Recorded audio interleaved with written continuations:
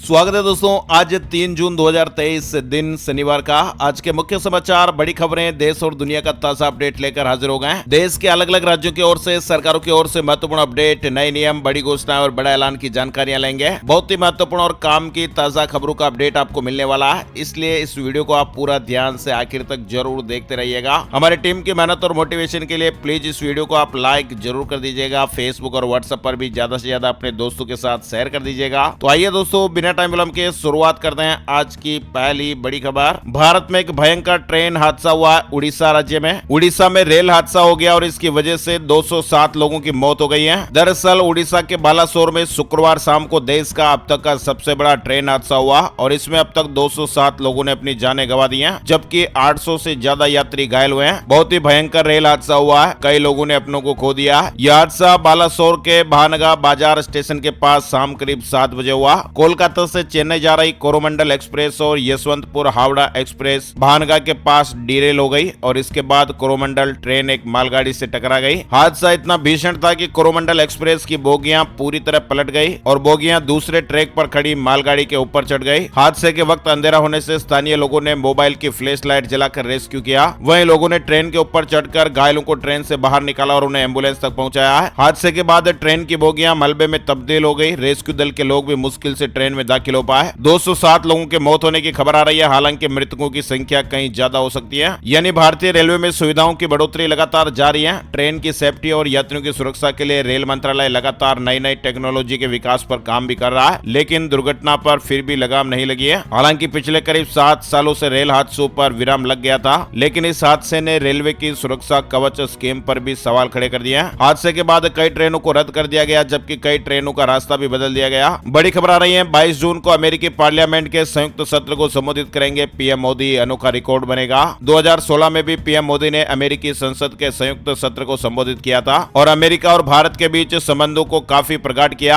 America ने कहा कि एक बार फिर अमेरिका और भारत के बीच चिरस्थायी मित्रता को आगे बढ़ाने के लिए कांग्रेस अमेरिकी संसद की संयुक्त बैठक में हमारे साथ आपके शामिल होने से हमें गर्व होगा। यानी प्रधानमंत्री नरेंद्र मोदी जी अमेरिका की आधिकारिक यात्रा के दौरान 22 जून को अमेरिकी संसद के एक संयुक्त सत्र को संबोधित करेंगे। बड़ी खबर है, महंगे होंगे smart TV. Open cell panel के दाम बढ़ने से 10% तक दाम बढ़ोतरी हो सकती है। अगर आप भी स्मार्ट टीवी वगैरह खरीदने के बारे में सोच रहे हैं तो जल्दी कीजिए, क्योंकि टीवी बनाने वाली कंपनियां जल्दी कीमतों में बढ़ोतरी करने का ऐलान कर सकती हैं। कीमतों में वृद्धि के पीछे प्रमुख कारण टीवी यानी एलईडी टीवी स्क्रीन तैयार करने में उपयोग आने वाले ओपन सेल की कीमतें बढ़ना बताया जा रहा है। ओपन सेल पैनल के दामों में 15% की बढ़ोतरी हो गई है, तो ऐसे में निश्चित रूप से टीवी के दामों में भी बढ़ोतरी हो जाएगी। चलिए आगे बढ़ते दोस्तों। बड़ी खबर आ रही है जो बेहद ही हैरान कर देने वाली है, चौंका देने वाली है। केरल के एक गांव में जमीन से आ रही तेज आवाजें, मौसम में भी कोई बदलाव नहीं। ग्रामीणों में डर का माहौल है, ग्रामीण दहशत में है। अब एक्सपर्ट टीम जांच करेगी। केरल के कोटायम जिले के चेनापड़ी गांव में लोगों को जमीन के अंदर से रहस्यमयी आवाजें सुनाई दे रही हैं। ये आवाजें किसकी है, क्यों आ रही है, इसके बारे में फिलहाल कुछ भी जानकारी नहीं मिल पाई है। लोगों का कहना है कि शुक्रवार सुबह भी 2 बार तेज आवाजें सुनी गई। एक हफ्ते पहले भी इसी इलाके में ऐसी आवाजें सुनाई दी। अब केरल के खनन और भू विज्ञान विभाग के अधिकारियों ने कहा कि उनकी एक टीम जल्द ही इलाके का दौरा करेगी और आवाजों की जांच की जाएगी। दिल्ली से जुड़ी बड़ी खबर आ रही है, 98 दिन बाद जेल से निकल घर जाएंगे मनीष सिसोदिया। बिना जमानत कोर्ट ने थोड़ी राहत दी है, लेकिन राहत के साथ भी शर्तें हैं। आम आदमी पार्टी के दूसरे सबसे बड़े नेता और पूर्व उप मुख्यमंत्री मनीष सिसोदिया को दिल्ली हाई कोर्ट से अंतरिम राहत मिली है। मनीष सिसोदिया को बीमार पत्नी से मिलने के लिए घर जाने की इजाजत मिली है। तिहाड़ जेल में बंद सिसोदिया 3 जून को सुबह 10 बजे से शाम 5 बजे तक घर पर रहकर पत्नी और परिवार के साथ मुलाकात करवाएंगे। हालांकि इस दौरान भी वे कस्टडी में ही रहेंगे और शर्तों का पालन करना होगा। जस्टिस दिनेश कुमार शर्मा ने साफ किया कि सिसोदिया किसी भी तरीके से मीडिया से बात नहीं करेंगे और परिवार के अलावा किसी से मुलाकात नहीं कर सकते हैं। इसके अलावा मनीष सिसोदिया फोन और इंटरनेट का इस्तेमाल भी नहीं कर सकते हैं। हालांकि अंतरिम जमानत याचिका का ईडी ने विरोध किया। बड़ी खबर है, आरबीआई ने पेटीएम और फोन पे जैसी पेमेंट कंपनियों के लिए ड्राफ्ट साइबर सिक्योरिटी निर्देश जारी किए हैं। ये निर्देश पेमेंट सिस्टम कंपनियों पर लागू होंगे। इससे साइबर अपराधों को रोकने और सुरक्षित डिजिटल पेमेंट ट्रांजैक्शन के लिए गवर्नेंस मैकेनिज्म तैयार करने में मदद मिलेगी। आरबीआई ने 30 जून तक स्टेक होल्डर से फीडबैक मांगा है। आरबीआई के ड्राफ्ट नियमों में यह भी प्रस्ताव किया गया कि अगर किसी पेमेंट माध्यम से जुड़े रजिस्टर्ड मोबाइल नंबर या ईमेल आईडी में बदलाव होता है तो ऑनलाइन माध्यम या चैनलों के जरिए ट्रांजैक्शन की इजाजत देने के लिए कम से कम 12 घंटों का कूलिंग पीरियड होगा। और भी कई प्रावधान हुए हैं। वहीं हमारे देश में हर साल 2 करोड़ आईफोन बनाएगी फॉक्सकॉन। फॉक्सकॉन अप्रैल 2024 में बेंगलुरु में प्लांट शुरू हो जाएगा।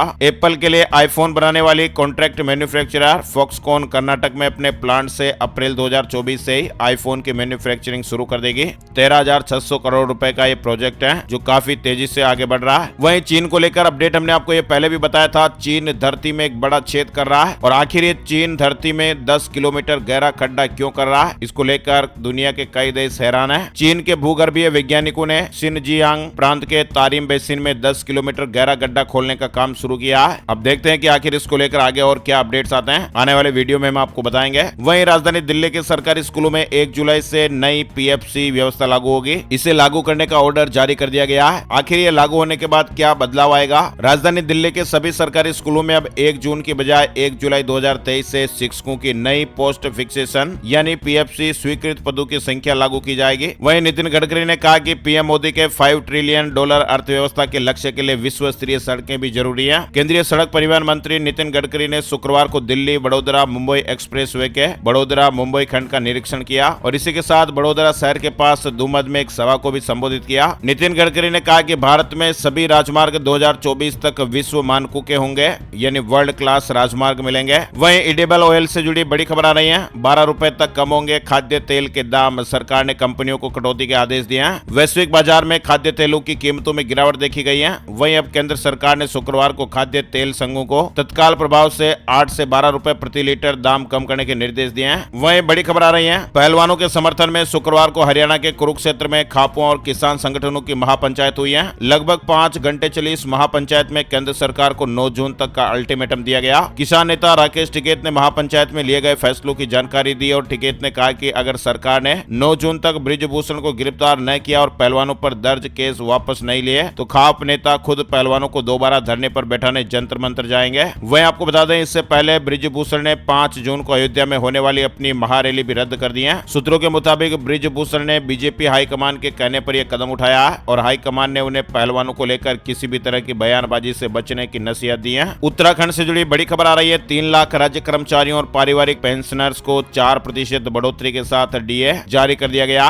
1 जनवरी से महंगाई भत्ता मिलेगा। 30 अप्रैल तक के भत्ता एरियर के साथ नकद मिलेगा और 1 मई से डीए नियमित वेतन के साथ आएगा। गोवा से मुंबई के बीच दौड़ेगी वंदे भारत ट्रेन। पीएम मोदी आज शनिवार को वर्चुअली हरी झंडी दिखाएंगे। पीएम मोदी आज शनिवार को सुबह ऑनलाइन माध्यम से मडगांव रेलवे स्टेशन से गोवा मुंबई वंदे भारत एक्सप्रेस को हरी झंडी दिखाकर पहली यात्रा पर रवाना करेंगे। वैसे आपको बता दें, रेलवे अधिकारी कह रहे हैं कि यह देश की 19वीं semi high speed Vande Bharat express है जो मुंबई से संचालित 4थी और महाराष्ट्र से संचालित 5वीं वंदे भारत ट्रेन है। आज से इसकी शुरुआत होगी। वही दोस्तों, एक अलर्ट करने वाली खबर है। तेज धूप से हो सकता है हार्ट अटैक। 5 समस्याएं दिल पर असर डाल सकती हैं, इसे हल्के में नहीं लें, अलर्ट रहें। विशेषज्ञों की इस तरह से सलाह है। एक्सपर्ट ने इस तरह की जानकारी शेयर की है। गर्मी के दिनों में कुछ लोगों को थकान जल्दी होने लगती है। इस समस्या को मामूली समझने की भूल ना करें, यह हार्ट अटैक का एक लक्षण हो सकता है। और वैसे भी दिल की बीमारी है तो गर्मी में 5 बातें विशेष रूप से याद रखें। टेम्परेचर अगर ज्यादा है तो घर से बाहर ना निकलें।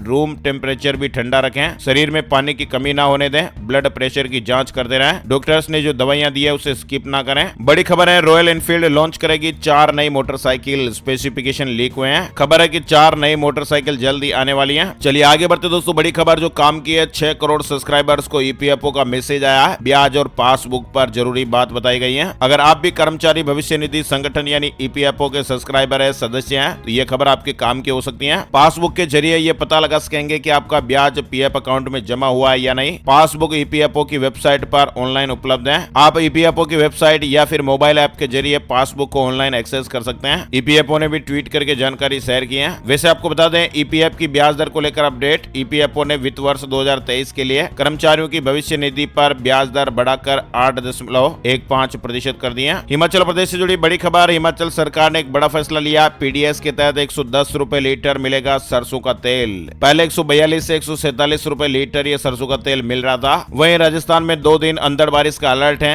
बीकानेर, सीकर सहित कई जिलों में ओलों की चादर बिछ गए। राजस्थान में बारिश का दौर जारी है। मौसम केंद्र जयपुर ने अगले 3 से 4 दिनों राज्य में इसी तरह की वेदर एक्टिविटी होने की संभावना जताई है। 7 जून से राजस्थान में मौसम शुष्क होने लगेगा और तापमान में बढ़ोतरी होने लगेगी, गर्मी भी बढ़ने लगेगी। जयपुर मौसम केंद्र के निदेशक ने बताया कि 3 से 4 जून को एक बार फिर से वापस आंधी और बारिश की गतिविधियों में बढ़ोतरी होगी और इस दौरान बीकानेर, जयपुर, अजमेर और भरतपुर संभाग के जिलों में तेज तेज अंधड़ और बारिश होने की संभावना है। बड़ी खबर है, किसी को बचाने की कोशिश नहीं, पहलवानों के आरोपों पर बोले खेल मंत्री अनुराग ठाकुर। वहीं सहारा लाइफ इंश्योरेंस का बिजनेस अब SBI लाइफ के हवाले, इरडा से मंजूरी मिल गई है। यानी सहारा लाइफ इंश्योरेंस के पॉलिसी होल्डर्स के लिए बड़ी खुशखबर है। इरडा ने सहारा लाइफ के बिजनेस को SBI लाइफ को ट्रांसफर करने की अनुमति दे दी है। यानी इस डील के तहत अब SBI लाइफ ही सहारा लाइफ इंश्योरेंस के पॉलिसी होल्डर्स की जिम्मेदारी संभालेगी। करीब 2 लाख पॉलिसी होल्डर के लिए गुड न्यूज है। वहीं गोरखपुर से जुड़ी बड़ी खबर है, अब 693 करोड़ रुपए की लागत से गोरखपुर रेलवे स्टेशन का पुनर्विकास होगा।